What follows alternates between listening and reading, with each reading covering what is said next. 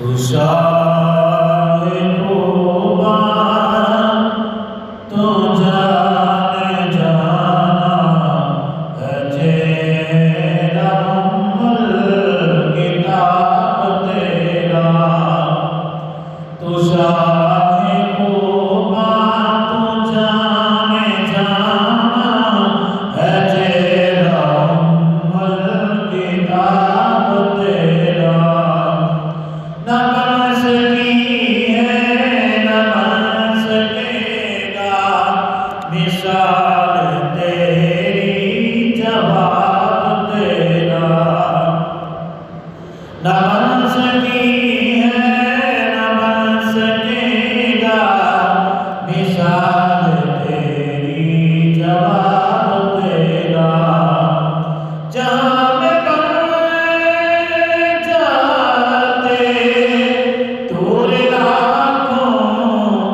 جو گردائے ایک حجاب تیرا جہاں میں بن جاتے دور لاکھوں جو گردائے ایک حجاب تیرا۔ مقطع شاعر اس میں کیا کہتا ہے؟ شاعر مقطع میں کہتا ہے ارے سائن تو بھی ہے عجیب انسان کہ ہے روز محشر سے ہراساں ارے سائن تو بھی ہے عجیب انسان کہ روز محشر سے ہے ہراساں ارے وہاں تو شفیع بنے گا رسول عالی جناب تیرا ارے وہاں تو شفیع بنے گا رسول عالی جناب تیرا۔ اللہ رب العزت کی دوستان اور حضور شفیع اعظم نور مجسم صلی اللہ علیہ وسلم کی بارگاہ ناز کے اندر ہدیہ درود و اسلام کا نذرانہ عرض کرنے کے بعد حاضرین و سامعین قرآن مجید قرآن مجید میں سے جو آیات تلاوت کی اس میں اللہ رب العزت کی ذات نے ارشاد فرمایا الا ان اولیاء اللہ خبردار بے شک میرے بندے نہ ان کو کوئی غم ہوگا اور نہ وہ پریشان ہوں گے نہ وہ کسی خوف میں مبتلا ہوں گے نہ کسی پریشانی کے عالم میں وہ مبتلا ہوں گے۔ فرمایا کہ انہیں کسی قسم کا خوف اور غم ہوگا ہی نہیں۔ خوف کس چیز کا ہوتا ہے؟ تھوڑی سیٹ کرو شور نہ آئے۔ فرمایا کہ خوف ہر اس چیز کا ہوتا ہے کہ جو بندے نے کام کر لیا ہے، پتہ نہیں بندہ سوچتا ہے کہ اب پتہ نہیں کیا ہوگا، یا میں نے فلاں جگہ پہ جانا ہے وہاں کیا ہوگا، جو کر چکا ہوں اب پتہ نہیں، میں نے یہ کام کر تو دیا ہے۔ مثلا بندہ آفس میں جاتا ہے، کسی افسر کے پوچھنے کے بغیر وہ اگر کام کوئی کر دیتا ہے تو اسے خوف ہوتا ہے میرا افسر آئے گا، میرا مالک آئے گا، مجھ سے بڑا سینئر ہے، جب وہ سینئر آئے گا تو پتہ نہیں کیا معاملہ ہوگا، تو پھر تھوڑا سا پریشان ہوتا ہے بندہ، خوف طاری ہوتا ہے اس پہ۔ لیکن رب کی ذات نے ارشاد فرمایا کہ میرے بندوں کو خوف بھی کوئی نہیں ہوگا اور غم بھی کوئی نہیں ہوگا۔ فرمایا غم ہر آنے والے لمحے کا ہوتا ہے کہ جب قیامت کا دن آئے گا تو بندے پریشان ہوں گے، پریشانی میں مبتلا ہوں گے، اس چیز کا انہیں غم ہوگا۔ تو رب کے ذات نے ارشاد فرما دیا کہ میرے بندوں کو خوف بھی کوئی نہیں ہوگا اور قیامت کے آنے کا ڈر بھی کوئی نہیں ہوگا۔ پہلے بتا دیا کہ اعلیٰ خبردار میرے بندوں کے بارے میں کسی قسم کا بھی تم نے اپنے ذہنوں میں یہ وہم و گمان نہیں رکھنا کہ میرے بندے پریشان ہوں گے، خوف میں مبتلا ہوں گے۔ فرمایا ہرگز نہیں ایسا ہوگا۔ آگے ان کی نشانی بیان فرمائے کہ رب کے بندے ہیں کون؟ یہ تو نہیں کہ ہر کوئی جو تویز لکھنا شروع کر دے، دو پھونکے مار دے تو وہ تویز وہ پیر بن گیا ہے، وہ اللہ کا بندہ ہے، ہرگز ایسا نہیں ہو سکتا۔ نمازیں پڑھنے سے بھی اللہ کا بندہ نہیں بنتا، لیکن یہ نشانیاں ضرور ہیں کہ وہ رب کا بندہ ہے۔ رب کا بندہ تو تب ہی بنے گا کہ جب اس کے اندر حقوق اللہ بھی ہوں گے اور حقوق العباد بھی موجود ہوں گے۔ جب دونوں چیزیں اس کے اندر ہوں گی تو رب کا بندہ تو تب ہی بنے گا۔ یہ نہیں کہ وہ نماز تو ادھر پڑھتا رہے، روزے تو رکھتا رہے، بعض لوگوں کے ساتھ ظلم کرتا رہے، زیادتی کرتا رہے، کسی کی زمین آئی تو اس نے وہ بھی ہڑپ لی، کوئی M P A M N A ہے، گرانٹ آئی تو اسے بھی ہڑپ لیا، کسی کی کوئی جانور تھا اسے چوری کر لیا یا اسے گم کر لیا، اسے چھپا دیا، اور اس انداز سے اس نظریے سے اسے پتہ نہیں چلے گا یہ کمزور ہے، میں طاقتور ہوں۔ فرمایا کہ یہ ظلم جب زیادتی کرے گا، بے شک وہ نمازی ہے، صوم و صلات کا پابند ہے، لیکن وہ میری مخلوق کے ساتھ ظلم کر رہا ہے، میرا بندہ یہ ہو ہی نہیں سکتا۔ دوسری طرف یہ کہ وہ نماز بھی پڑھتا ہے اور صوم و صلات کا بھی پابند ہے، لیکن ساتھ ساتھ وہ لوگوں کے حقوق کا بھی خیال کرتا ہے، کسی کے وہ نقصان نہیں پہنچاتا، اس کے اخلاق اچھے ہیں، اس کے لوگوں کے ساتھ اٹھنا بیٹھنا چلنا پھرنا بہترین ہے، کسی کو نقصان نہیں پہنچاتا، کسی کو دکھ نہیں دیتا، بس رب کی ذات ارشاد فرماتی یہی میرے بندے ہیں۔ قرآن آگے کیا ارشاد فرماتا ہے؟ فرمایا الذین آمنوا وکانوا یتقون، جو ایمان لائے اور نیک اعمال کیے، جو ایمان لائے اور نیک اعمال کیے، بس یہی میرے بندے ہیں۔ رب بندوں کی نشانیاں یہ بیان فرما رہا ہے کہ الذین آمنوا وکانوا یتقون، جو ایمان لائے اور پھر انہوں نے نیک اعمال کیے۔ نیک اعمال کون سے؟ یہ تو نہیں کہ ادھر اذان ہو اور پیر صاحب یا صوفی صاحب جو بھی ہیں، ہم اولیاء کرام کے ماننے والے ہیں الحمدللہ، لیکن ہم اس کا انکار بھی نہیں کرتے کہ آج صوفیاء کے اندر جو آج کل پروفیشنل صوفی بنے ہیں، نہ نماز کوئی نہیں پڑھنی، روزہ کوئی نہیں، یعنی شریعت کی جتنی حدیں ہیں وہ ساری توڑی ہوئی ہیں انہوں نے، اور نام رکھا ہے کہ ہم پیر ہیں، ہم صوفی ہیں، ہم اللہ کے بندے ہیں، ہم جو چاہیں جو ہم کریں یہی ٹھیک ہے۔ ہرگز ایسا نہیں۔ رب کا بندہ وہی ہے جو رب کے بندوں سے پیار بھی کرتا ہے اور حقوق اللہ کی پاسداری کرتا ہے، نماز بھی پڑھتا ہے، روزہ بھی رکھتا ہے، یہ تو ہے حقوق اللہ، لیکن حقوق العباد کا خیال بھی کرتا ہے کہ کوئی مانگنے والا آ جاتا ہے، اس کے پاس دولت ہے دینے کے لیے تو وہ بندوں کو دیتا بھی ہے، اگر اس کے پاس کوئی مانگنے والا آتا ہے تو اسے عطا کرتا ہے۔ فرمایا یہ میرے بندے ہیں۔ لیکن آگے رب کی ذات کیا ارشاد فرماتی ہے؟ اللہ کی ذات ارشاد فرماتی ہے لَهُمُ الْبُشْرَىٰ فِي الْحَيَاةِ الدُّنْيَا وَالْآخِرَةِ، جو ایمان لائے اور نیک اعمال جنہوں نے کیے، متقی اور پرہیزگار جو بن گئے، فرمایا کہ لَهُمُ الْبُشْرَىٰ فِي الْحَيَاةِ الدُّنْيَا وَالْآخِرَةِ، ان کے لیے بشارت ہے اس دنیا میں بھی اور اس دنیا میں بھی۔ یہ دنیا تو جس کو ہم دیکھ رہے ہیں یہ تو ہمارے سامنے ہے ساری، لیکن وہ دنیا کون سی؟ فرمایا وَفِي الْآخِرَةِ، جو آخرت کی زندگی ہے، یوم محشور جو ہے، اس دن وہ جو زندگی ہے، بندے کی موت کے بعد بھی ایک زندگی ہے، ایک قبر کی زندگی ہے، ایک یوم حشر کی زندگی ہے، پھر اس کے بعد جو زندگی ہے، فرمایا میرا بندہ اس دن بھی پریشان نہیں ہوگا۔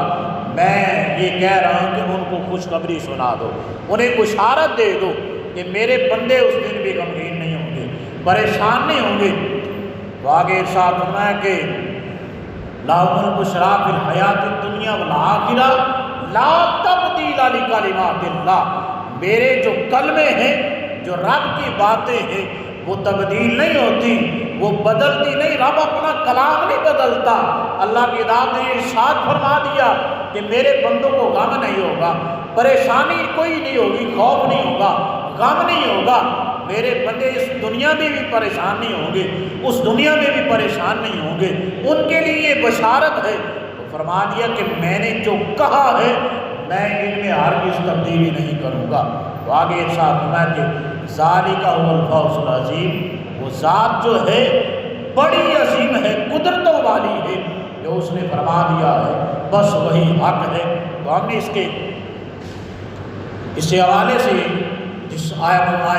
جن آیات کا ہم نے ترجمہ سماعت کیا، اسی حوالے سے کہ یہ اولیاء اللہ کی شان میں ہے، تو آج کا ہمارا خطبہ جمعۃ المبارک بھی کسی ایک ایسی ہی شخصیت کے حوالے سے ہے کہ جس شخصیت نے، جس مرد مجاہد نے، جس مرد مومن نے روٹھی ہوئی انسانیت کو رب سے ملا دیا، اور جس انسان نے جو اسلام کے اندر جو اس کی روح جو تھی اس کو جب ختم کیا جا رہا تھا تو اس نے اس روح کو دوبارہ اسلام کے اندر نافذ کیا۔ اس ہستی کا نام خلیفۃ المسلمین، خلیفہ راشد حضرت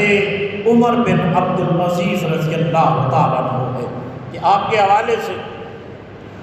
یہ جو ہمارے پاس تھوڑا سا وقت ہے، اس میں تو ہم آپ کی زندگی کے جو پہلو ہیں ان کا احاطہ نہیں کر سکتے، لیکن پھر بھی ہم یہ کوشش کریں گے کہ ان کی زندگی کے حوالے سے جو چندہ پہلو ہیں اس حوالے سے ہم گفتگو کریں۔ سب سے پہلے کہ حضرت عمر بن عبد العزیز رضی اللہ تعالیٰ عنہ یہ امیہ خاندان سے ہیں، اور یہ قبیلہ تھا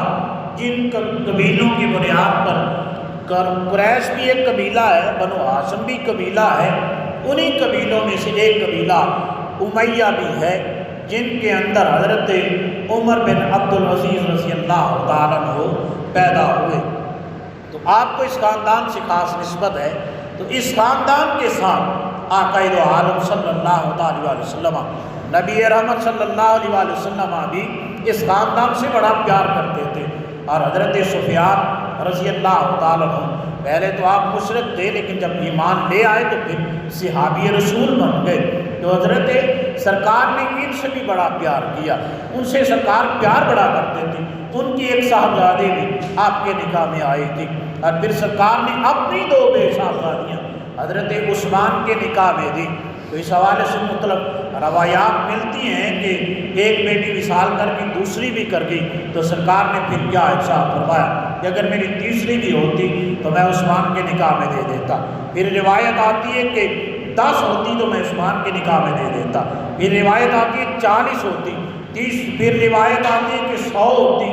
ہر ایک فوت ہوتی جاتی، حتیٰ کہ ساری فوت ہو جاتی، میں ایک ایک کر کے عثمان کے نکاح میں دیتا جاتا۔ تو یہ سرکار کا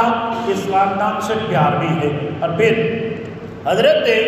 عمر بن عبد العزیز رضی اللہ تعالیٰ عنہ، آپ کے جو والد گرامی ہیں وہ ایک پاک باز نیک اور صالح شخصیت ہے۔ آپ نے 20 سال والی مصر رہے ہیں، یعنی مصر کے گورنر رہے ہیں۔ اور پھر آپ کے بعد حضرت عمر بن عبد العزیز رضی اللہ تعالیٰ عنہ آپ کو جانشین بننا تھا اپنے والد کا۔ آپ شاہی خاندان سے تعلق رکھنے والے ہیں، لیکن والد نے آپ کی تربیت کا انداز اس طرح سے آپ کی تربیت کی کچھ سیرت آپ کی تربیت کے پہلو اس انداز کے ہیں کہ آپ کو پہلے تو آپ کے بچپن میں والد نے خود اپنے بیٹے کی حضرت عمر کی تربیت کی۔ ان کو جس طرح خود نماز پڑھتے بیٹے کو بھی ساتھ لے جاتے تاکہ یہ بھی نماز پڑھنا سیکھ جاتے۔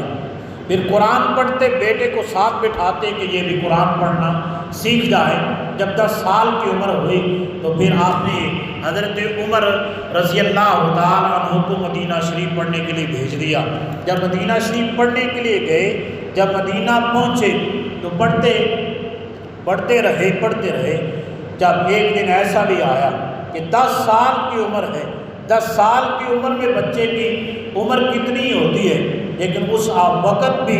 خوف و ورع اتنا ہے کہ رب کی ذات سے ڈرتے بھی ہیں اور ساتھ ساتھ دین کا علم بھی حاصل کر رہے ہیں۔ ایک دن ہوتا کیا ہے کہ نماز پڑھنے کے لیے سب طالب علم چلے جاتے ہیں، آپ نماز پڑھنے اس کے جماعت کے ساتھ مل نہیں سکے، شامل نہیں ہو سکے، اس سے لیٹ ہو گئے۔ تو جب وجہ پوچھی گئی کہ اے بیٹے تم لیٹ کیوں ہو، استاد نے پوچھا،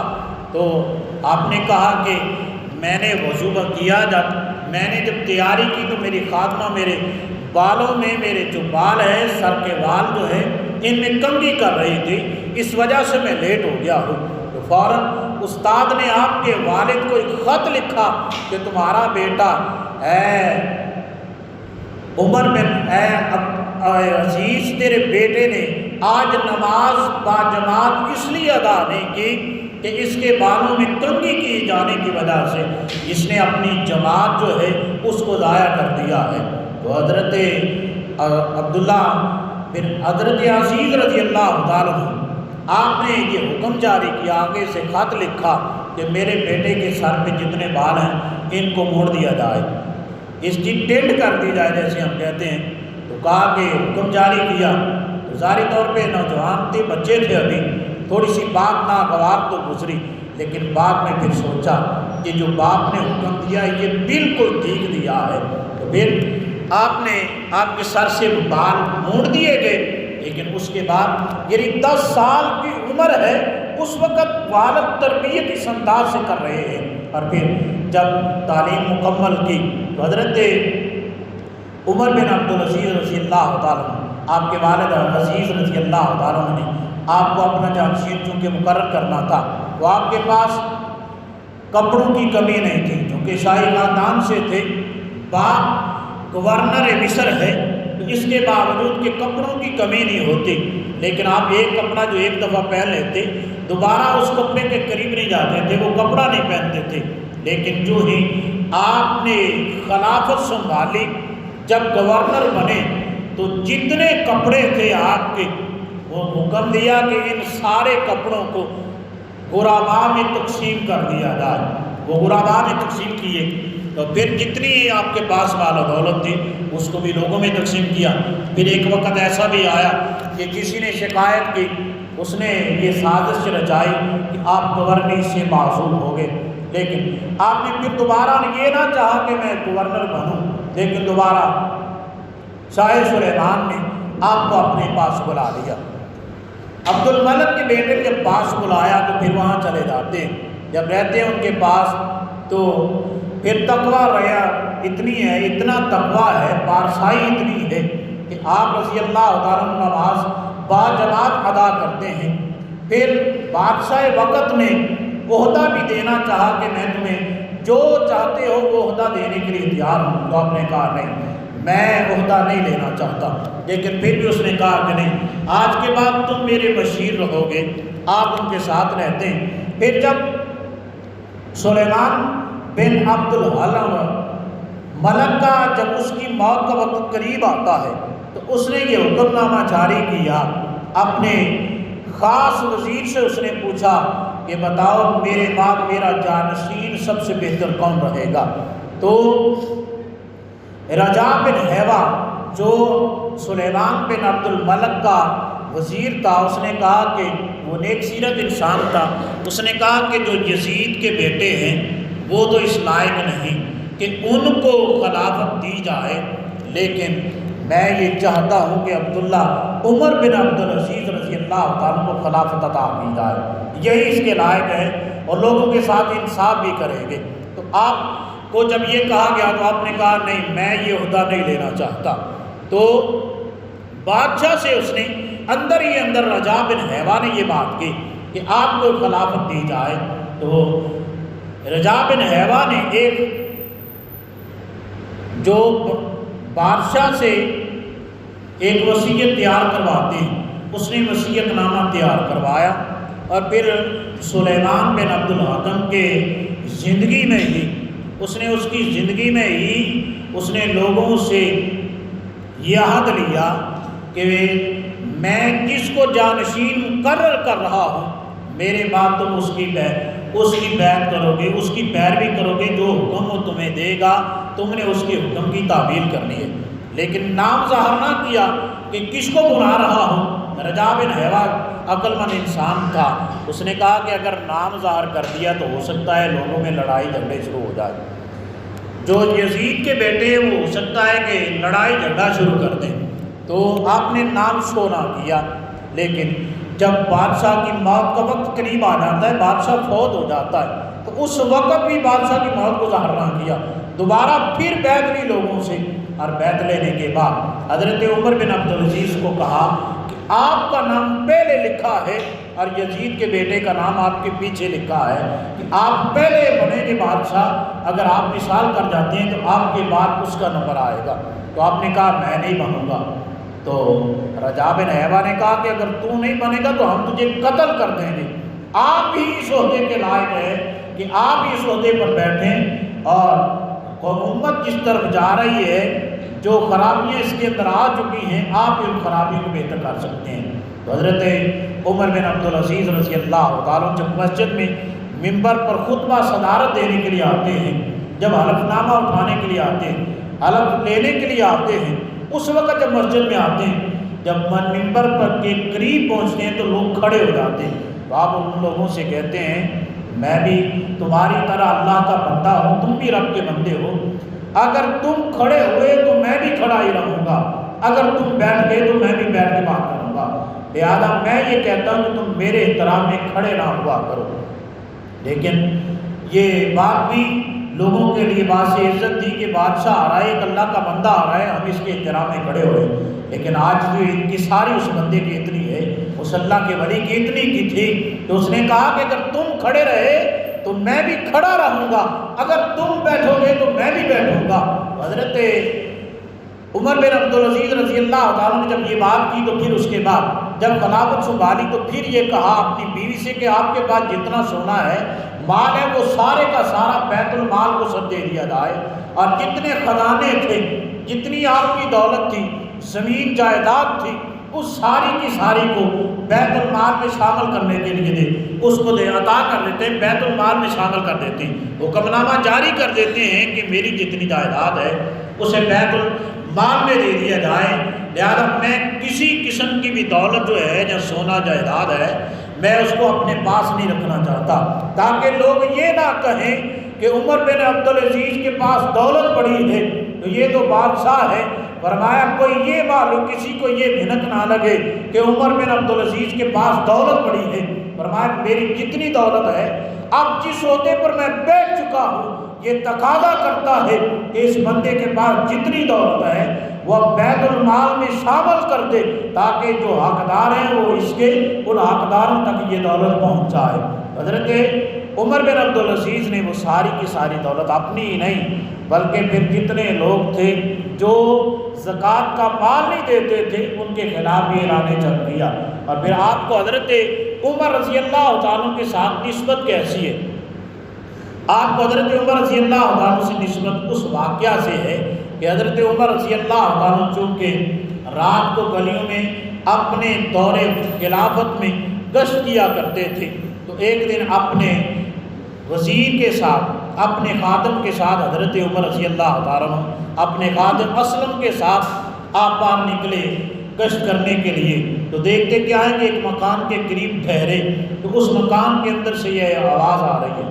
کہ ماں بیٹی سے کہہ رہی ہے کہ پانی کے اندر، دودھ کے اندر پانی ملا دیا جائے، تو بیٹی نے کہا ہے میری والدہ میں ایسا نہیں کر سکتی،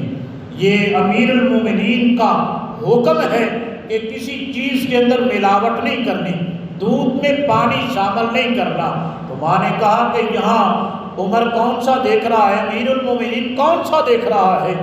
اس کی بیٹی نے آگے سے یہ کہا، اس نے کہا بے شک ہم امیر المومنین کے سامنے یہ کام نہیں کر سکتے تو ہم اس کے پیچھے بھی ہی نہیں کر سکتے، اس کی غیر موجودگی میں بھی میں یہ کام نہیں کروں گی۔ تو اس نے کہا کہ یہ کام ہم اس کی غیر موجودگی میں بھی نہیں کریں گے، بے شک وہ نہیں دیکھ رہے لیکن رب کی ذات تو دیکھ رہی ہے کہ جس کی قبضہ قدرت میں ہماری جان ہے۔ اس نے یہ بات کی۔ حضرت عمر رضی اللہ تعالیٰ نے جب یہ بات سنی تو فوراً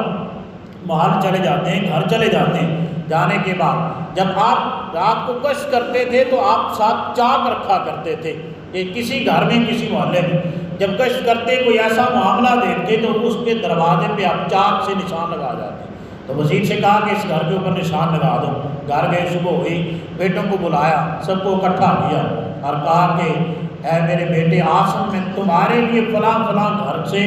جو رشتہ ہے وہ تمہارے لیے طلب کرنا چاہتا ہوں۔ پہلے اس کی ساری معلومات کٹے گی، یہ بیٹی شادی شدہ ہے یا نہیں، وہ کیا کرتے ہیں، ان کے معاملات گھر کے کیسے، یہ سارا کچھ معلوم کیا کرنے کے بعد پھر اپنے بیٹے سے کہا کہ میں فلاں بیٹی کا رشتہ تمہارے لیے لیتا ہوں، میں مانگن ان کا رشتہ لینا چاہتا ہوں، کیا تم اس رشتے پہ راضی ہو؟ وہ نیک سیرت عورت کہ جس حضرت عمر بن عبدالعزیز رضی اللہ تعالیٰ عنہ کو حضرت عمر رضی اللہ تعالیٰ سے اس انداز سے آپ کو نسبت یہ حاصل ہے کہ آپ کی وہ نانی ہیں، جو والدہ ہیں وہ بھی تو نیک سیرت ہی ہیں، لیکن نانی اس وقت بنی نہیں تھی کہ جس وقت ان کی سیرت اور نیک نیتی کا یہ عالم ہے کہ والدہ یہ کہہ رہی کہ امیر المومنین وجود نہیں، دودھ کے اندر پانی ملا لیا جائے، لیکن بیٹی نے کہا کہ نہیں، میری والدہ بے شک امیر المومنین موجود تو نہیں، وہ رب تو دیکھ رہا ہے کہ جس کے قبضہ قدرت میں ہماری جان ہے، کل قیامت کے دن ہم نے جواب نہیں اسی کے سامنے دینی ہے۔ دعا کہ اللہ رب العزت کی داد ہم سب احباب کو ان باتوں پہ سنسنا کے عمل پیرا ہونے کی توفیق عطا فرمائے۔ اللہ کے ان بندوں کی نے جس طرح اپنی زندگیاں رب اور اس کے رسول کی پیروی میں گزاری ہیں، جس طرح رب نے حکم دیا ہے اسی طرح انہوں نے زندگیاں گزاری ہیں، ہمیں بھی ان کے